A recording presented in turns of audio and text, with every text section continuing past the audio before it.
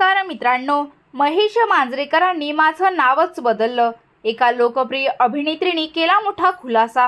आता बघूया काय आहे संपूर्ण प्रकरण. तर सध्या छोट्या पडद्यावरील बिग बॉस मराठीचे चौथे पर्व दिवसेंदिवस प्रेक्षकांचे लक्ष वेधून घेत आहे. आता शेवटचे 2च आठवडे शिल्लक राहिलेले आहेत.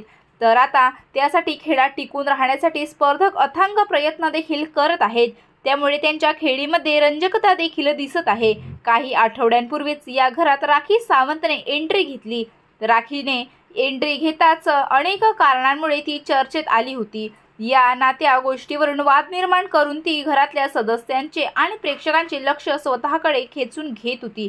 आज राखीचे अनेक फॅन्स देखील आहेत, परंतु राखी हे तिचे खरे नाव नसल्याचा खुलासा राखीने बिग बॉसच्या घरात केलेला आहे. यावेळी बोलताना ती म्हणाली की राखी हे नाव महेश मांजरेकर सरांनी मला दिलेलं आहे.